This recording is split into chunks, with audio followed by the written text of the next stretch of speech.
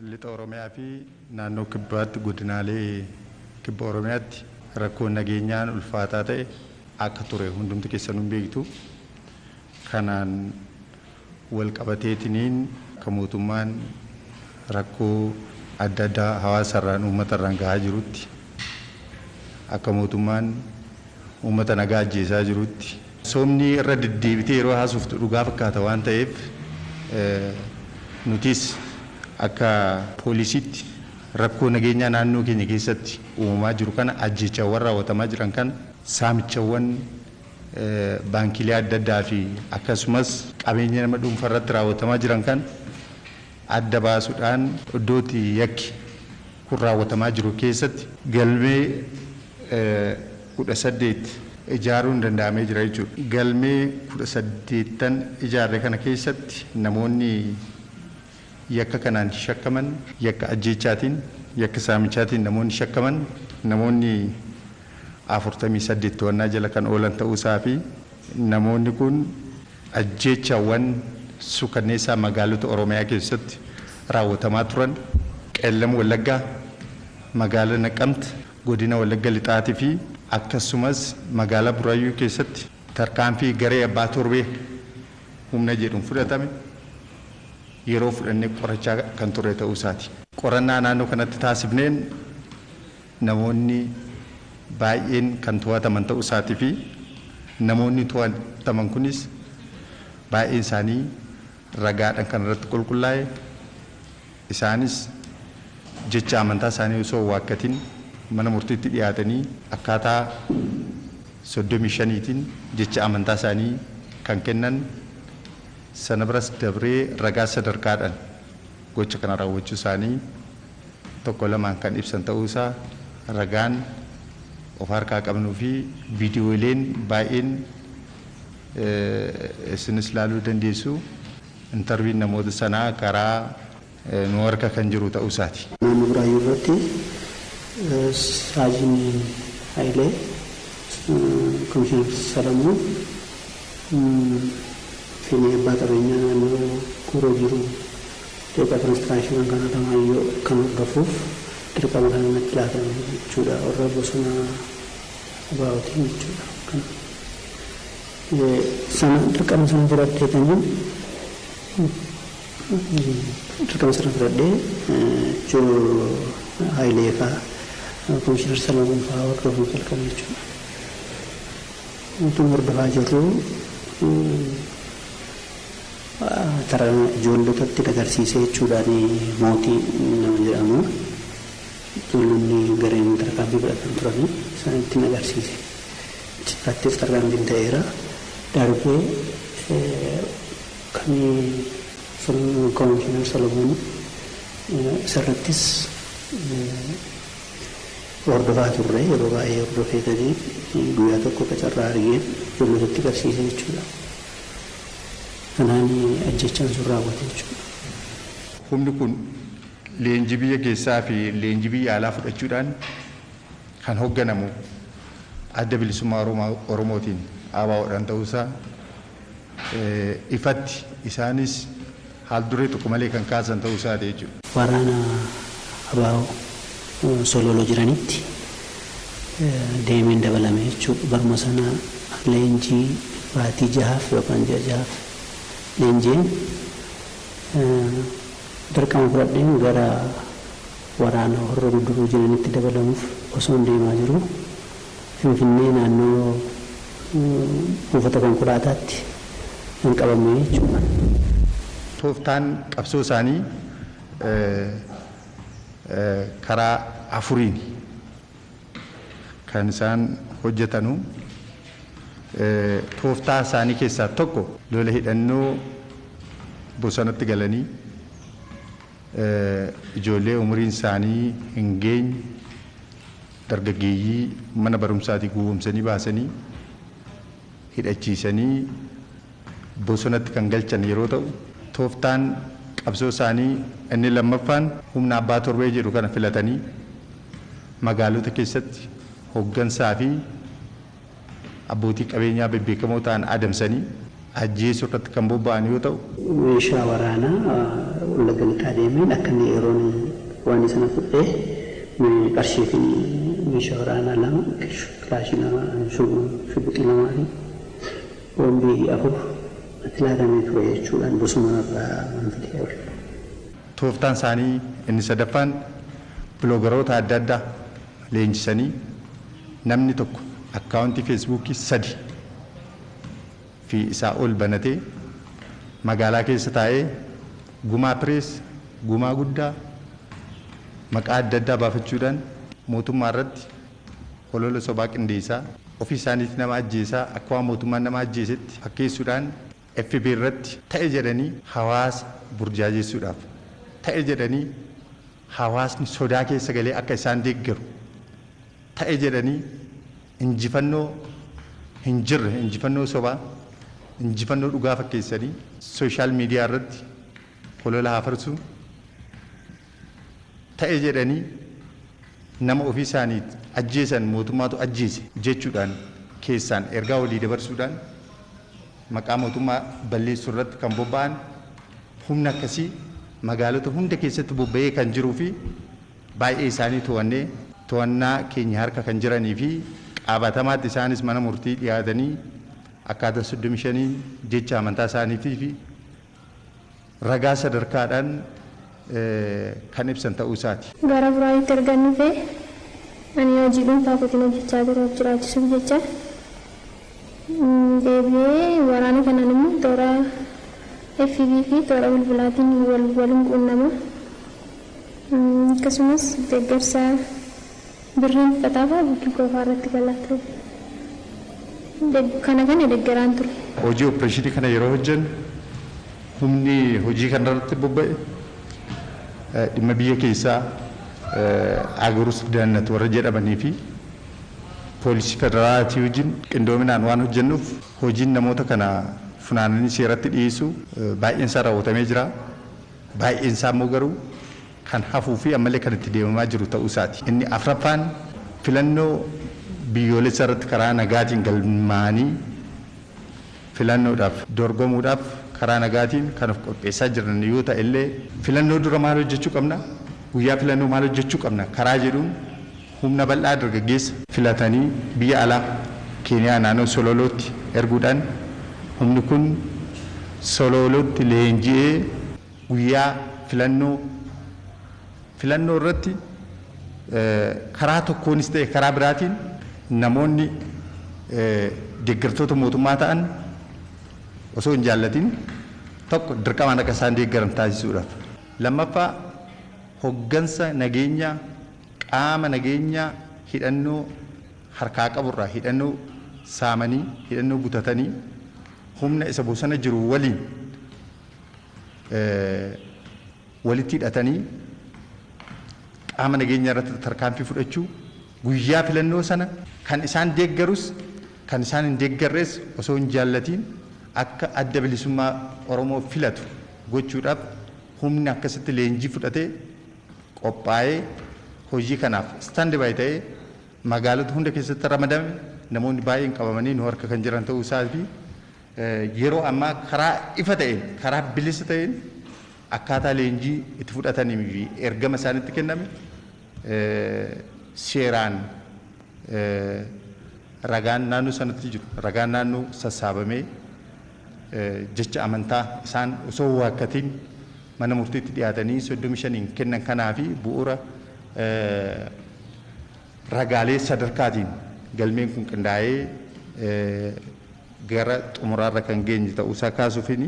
Filannoo irratti kan hin jedhamne waan hundumaayyuu waan godhamuu danda'u namoota Oromoo adda bilisummaa Oromoo filannu jedhaniitu kamiyyuu bakka hambaalfatanuu ta'e akka dabarsitanii kennamu kan jedhamu bukkoon filan. Namoonni sun akka sirnaan filannoo deemanii inni adeemsifan didanii fuuldura dhaabbatanii ta'e dabarsitanii kennitanii filannoo akkasii biyyeeffamuu danda'ama kan jedhamu tokko. Waliigala isaa Abaaboo Shaneen godina Wallagga irratti keessumaa Wallagga naannoo qellama Wallaggaa qofatti bara 2009 kaasee hamma bara 2012tti iskwaadii qofaan humna abbaa torbee jedhamu kanaan nama 114 du'e magaalaa keessatti. Kun kan qaama hidhateen bosona keessatti ajjeefame osoo hin taane magaalaa keessatti magaalota aanaa dabalatee magaalaa Sayyoo keessatti nama 114 rukutame jechuudha. Humni gocha kana raawwachaa ture, humna kana qindeessaa ture to'annaa keenya jala oolee jira jechuudha. To'annaa keenya jala oolee irratti qulqullaa'aa kan jiru ta'uusaa baay'een isaanii namoonni as keessatti gahee leencaa bahaa turan baay'ee isaanii kan to'annaa seeraa jala oolan ta'uusaa kaasufanii. Odeeffannoo kan qaama mootummaa irraa kan nu kennaa turanidha. Namoota akkasii basaastota akkasii jedhamee kan nu kennamaa ture isaaniidha jechuudha. Nuun immoo yeroo sana gaaffii waan nu laatanii harkaan irratti fudhachuudhaaf fedhan keenya jiru. Achiin kaasee shugguxiin guddinaa kana tokkitti ture kanneen ofii gootiin rukutee Darajjee nama jedhamu Seefuu nama jedhamu wajjin rukunneerraa jechuudha. Darajjee kantiibaa. Yoosef nama jedhamu immoo walumaan mari'annee isaan na biraa deemanii Seefuun akka rukuteedha jechuudha kan odeeffannoo qabu. Makkalaakaa lama utuu isaan gabaa magaalaa deemaa jiranii baajaajiin seenneeru seenanii achi keessaa nama mucaa baajajii ofu sanaa rukutanii jennaan anaaf barakatti bilbilee Seefuudhaan meeshaa fudhadhu eegee jennee meeshaa fudhatee rukuteedha jechuudha Seefuun. Karaa biraatiin hololli reefu jalqaba irratti kaasuudhaaf yaale bifa qindaa'een hololli karaa FBT'n hafarfamu kun yeroo darbes akkuma kaasuudhaaf yaalle iddoo tokko tokkotti ajjeechaa ni raawwatu. Yeroo sana mootummaa ajjeechaa kana raawwate jechuudhaan mootummaa maqaa balleessuudhaan hawaasa dogoggorsuudhaaf yaaliin taasifamu agarsiiftuu 2-3 kaasuu barbaada. Fakkeenyaaf godina Gujii irratti abbaaf ilma Gujii Bahaa irratti abbaaf ilma mootoraan osoo deemanuu rukutanii ajjeesan. Galmeensaa qulqullaa'ee gara xumuraarra jira. Gocha kana kan raawwate shanee ta'uu hawaasa naannoo sanaatiif himuun nama rakkisa. Sababni isaa hawaasni mataa isaatiif waan bal'aa waan beekuuf hawaasni waan naannoo sanatti raawwatame ifaan ifatti waan arguuf hawaasa naannoo sanaatiif himuudhaaf osoo hin taane hawaasni Oromoo bal'aan qaamni nageenyaa akka waan nama nagaa jaarsolee biyyaa bebbeekamoo ajjeesaa jiranitti wanni hafarfamu kun oduu dogoggoraa akka ta'e sirriitti hubatamutu irra jiraata jechuudha. Poolisii Oromiyaa fi humna addaatiin wal qabatee hololli yeroodhaa gara yerootti hafarfamu kuni qaamni karoorfatee humna leenjisee magaalaa keessatti guyyaa guyyaadhaan ajjeechaa raawwatu bosona keessattis yeroo adda addaa ajjeechaa raawwachaatiin kan jiru qonnaan bulaa kan ajjeesaa jiru kun yeroo bosona keessatti nama ajjeesu akka qabsaatti lakkaa'ama. Qabsaa jedhama. Yeroo immoo qaamni nageenya hordofee tarkaanfii fudhate nama nagaa ta'a jechuudha. Kanaaf hololli karaa kanaan bifa qindaa'een qaama nageenyaa irratti oofamaa jiru mataasaa akka Komishinii Poolisii Oromiyaatti gonkumaa kan fudhatama hin qabne ta'uusaa kaasaa poolisiin Oromiyaa hawaasa irraa kan dhalatee fi yeroo rakkoon hammaataan biyya kana keessa jiru yeroo hawaasni keenya bahaalixaan tokko ta'ee roorroo ofirraa buqqisuudhaaf qabsaa'u gorsa eenyutiin miti jechuudha kan uummata isa cinaa dhaabbatee uummata isa deeggaraa ture. Gorsa eenyutiin osoo hin taane kaka'umsa mataa isaatiin eenyummaan isaa aantummaan isaa uummata Oromootiif waan ta'eef naannoo kanarratti hojii nageenyaa hojii olaantummaa seeraa naannoo keenya keessatti mirkaneessuudhaan wal qabatee hojii boonsaa hojjechaa kan turee fi akkasumas yeroo uummanni karaa malee miidhamu yeroo uummanni ajjeefamu bakka bakkatti jedhee qaamni kun baay'een isaa kan dararamaa turee fi kan akka diinatti ilaalamee hidhamaa ture humnuma kana jechuudha. Humni kun galgala keessa ga'ee jijjiiramee abadan farra Oromoo ta'uu hin danda'u jechuudha. Garuu dhugaan jiru miseensa keenya keessa namoonni rakkoo naamusaa adda addaa qaban, namoonni yeroo tokko tokko qajeelfaman alas deemanii waan hin taane raawwatan, humna addaa keessas poolisii dilee keessas namoonni yakka raawwatan badii raawwatan sanaan irratti qulqullaa'ee miseensonni baay'een to'annaa jalallee kan jiran, baay'een tarkaanfii naamusaalee kan irratti fudhatame ta'uusaa asumaan ifa gochaa hololli karaa qindaa'een garuu ta'e jedhamee saayidii qabachuudhaan yeroo barbaadan qaamoleen adda addaa aktiivistoonni adda addaa oromummaa kan yeroo barbaadan namaa kennan, kan yeroo barbaadan namarraa mulqan haala akkasii kun Oromoo keessatti baay'ee waan nama jibbisiisuu fi waan sirraa'uu qabudha jechuudha. Eenyumtuu taanaan faayidaa Oromootiif hojjeta taanaan, nageenya Oromootiif hojjeta taanaan, siyaasa Oromoo karaa qabsiisuuf hojjeta taanaan, eenyumtuu taanaan karaa nagaa fi nagaa karaa dimokiraasiitiin mariin taasifamu hundi karaa faayidaa Oromoo uummata Oromoo eegsisuun hamma ta'ee jirutti poolisiin nageenya eenyutu eegsisuudhaaf qophiidha jechuudha. Haa ta'uutii garuu akka Oromoon ofii isaatii mari'atee rakkoo isaa hiikkachuu hin dandeenyetti, akka Oromoon ofii isaatii gattaa'ee rakkoo isaa hiikkachuu hin dandeenyetti asii Maqaleetti warri fiigaa oolu, warri sabboonummaa namaa kennu, warri sabboonummaa namarraa mulqu hiwaatii wajjin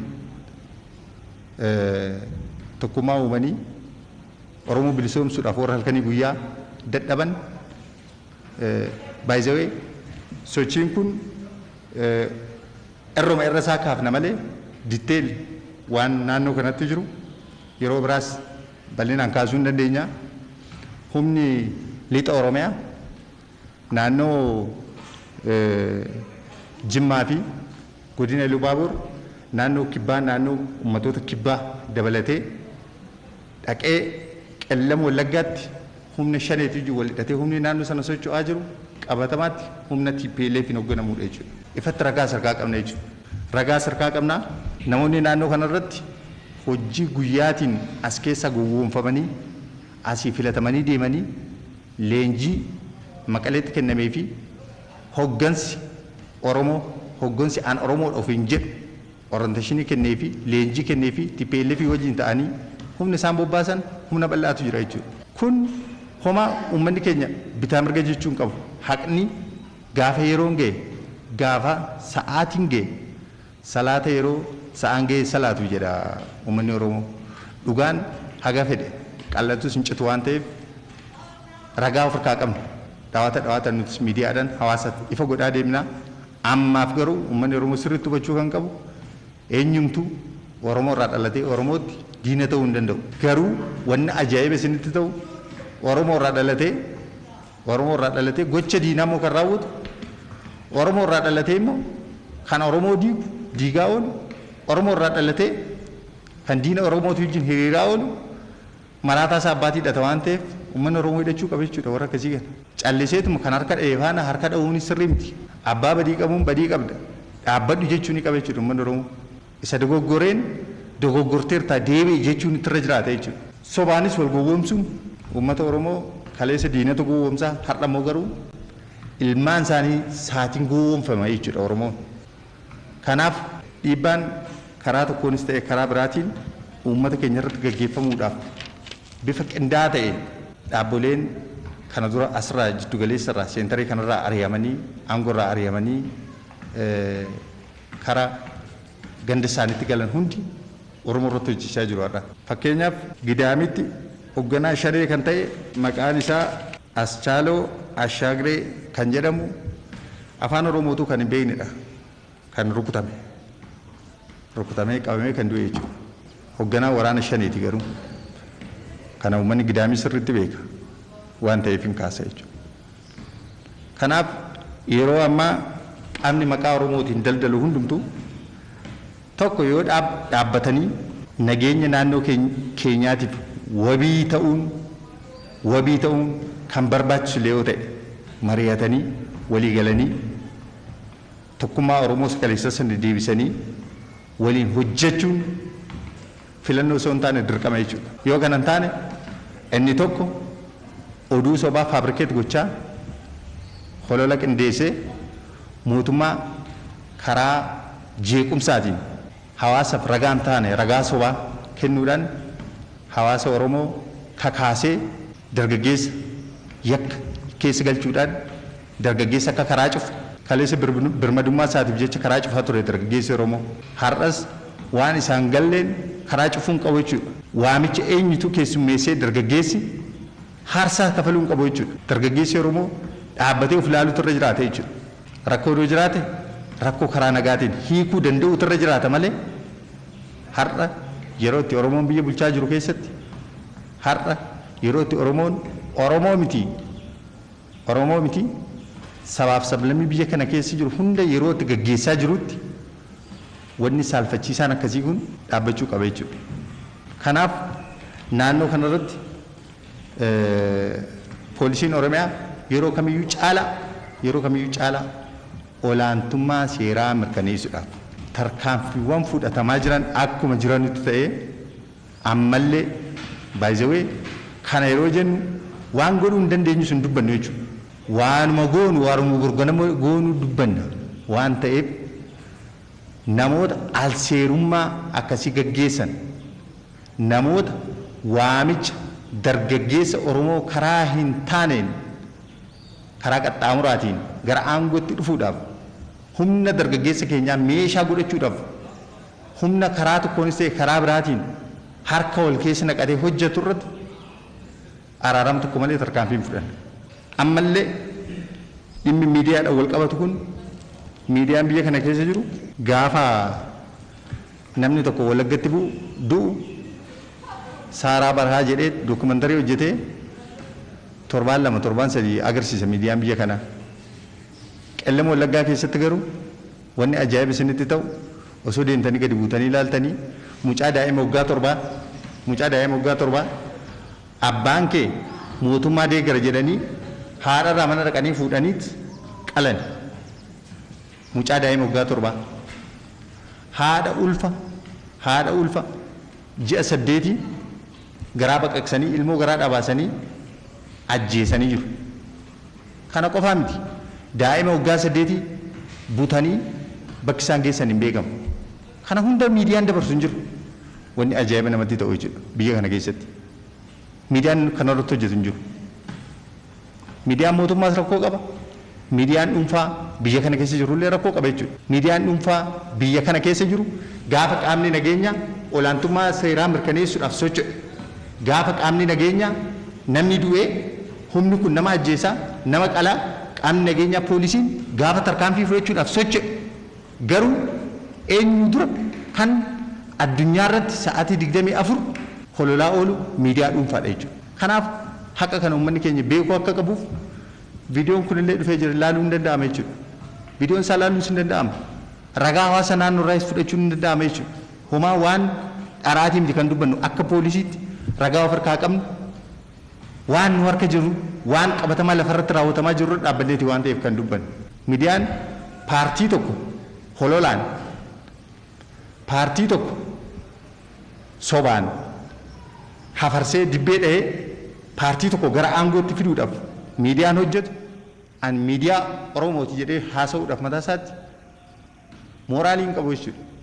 Miidiyaa jechuun baalaansii isa eegee gadi bu'ee hawaasa keessatti waan raawwatamaa jiru sana eenyuun raawwatame waan jiru sana waan dhugaa jiru fidee uummata duratti dhiyeessuu osoo qabuutti as taa'ee waan qaamni nageenyaa raawwachaa oolu tarkaanfii qaamni nageenyaa fudhachaa oolu har'as ta'u barus bara wanni beekamuu qabu qaamni hidhatee bosona galee lolu qaamni hidhatee bosona galee lolu hamma harkan kennatinitti qaamni nageenyaa poolisiin isaa ta'u raayyaa ittisa biyyaa isaa ta'u federaalli yeroo dhaqu isa meeshaa qabatee jiru sana haxaa'ee yookaan nagaa teleefiin deebi'u tarkaanfii fudhata jechuudha. sirriitti beekamu irra jiraatu. Homaa kana naalloo jechuudha. Qaamni hidhatee bosona keessa jiru, qaamni guyyaa guyyaan uummata ajjeesaa jiru, hidhatee bakka jirutti qaamni nageenya argannee nama tarkaanfii fudhata. Gaafa inni nama ajjeesu qabsaa ta'ee gaafa ofii du'u immoo nama nagaa gochuun gonkuma akkuma gaafa oromummaa namaa kennanii namarraa mulqanii sana jedhu dubbii. Isaan qofti mirga namaa arrabsuun akka waan isaanii kenname poolisii ganamaa galgala qeequun hin danda'ama rakkoo hin qabu. Sirna dimokiraasii ijaaruudhaaf biyya halkanii guyyaa tattaafachaa jirtu keessatti dhalannee biyya akkasii hawaasa akkasii tajaajilaa jirra waan ta'eef namni maaf nu qeeqarraan kaan sobni garuu gaarii miti kololli garuu sirraa'utti irra jiraata jechuudha. Koomentiin uummataas uummannis yeroo gadi bu'u wanni inni kaasu mootummaan laafee jira mootummaan tarkaanfii fudhachaa hin jiru hawaasni bal'aan hawaasni nagaa barbaadu kan kaasu kanaadha. Har'allee yoo gadi buutan jechuudha. Kanaaf qaamni kun immoo halkanii guyyaa hojjechaa biyya diiguudhaaf deemaa jira jechuudha. Mootummaan illee naannoo kanarratti ejjennoo isaa sirreeffachuu qaba amantaa jedhu qabna akka poolisiitti nuti. Sababni isaa namni yakka raawwachaa namni lubbuu namaa marartuu lubbuu namaa ajjeesaa biyya olaantummaan seeraa keessa hin jirre biyya akkasii hawwaa biyya akkasii uumuudhaaf halkanii guyyaa hojjechaa dirree dimokiraasii bal'isuudhaaf fin hojjedha mootummaan yoo kan jedhu ta'e xiqqoo waliin simu jechuudha. Wanni wal madaalu jiraachuutu irra jiraata. Dirree dimokiraasii bal'isuudhaaf namni dirree kubbaa sana keessa seenee taphachuu qabu nama nagaa barbaadu ta'uutu irra jiraata malee namni harka tokkoon qawwee qabatee harka tokkoon nagaan barbaada jechuun gonkumaa waan hin yaadamne jechuudha. Akka daa'imaatti wal sossobaa uummatallee sobaa uummatallee dogoggorsaa kun faayidaa uummata Oromootiif waan natti hin fakkaanneef naannoo kanarratti mootummaan dhaabbatee of ilaaluu qaba. Humni kunillee faayidaa Oromootiif yoo ta'e dhaabbatee of ilaaluutu irra jiraata jechuudha. Jaarraa 21 keessatti 21ffaa keessatti Oromoo ajjeesaa Oromoon bilisoomse jedhanii yaaduun dogoggorni jalqabaa sirraa ka'a waan ta'eef. Godina Lixa Shawaa Karkarreessa irratti haadhaa fi abbaa bakka tokkotti ajjeesan hawaasni Karkarreessaan beeka jechuudha. Qaamaanis bakka sana dhaqnee qulqulleessinee jirra. Haadhaa fi abbaa bakka tokkotti ajjeesanii ilmaan 8 haadhaa fi abbaa malee haftee dirree irra jirti jechuudha. Kana booda Oromoon bilisooma Oromoo isa kam akka ta'e Oromoo lafarraa fixanii Oromoo isa kam bilisoomsuudhaaf akka hojjetan xiqqoo wanni ifa namaan taane waan jiruufi dhaabbatanii of ilaaluu qabu waan jedhuun kaasuu barbaada.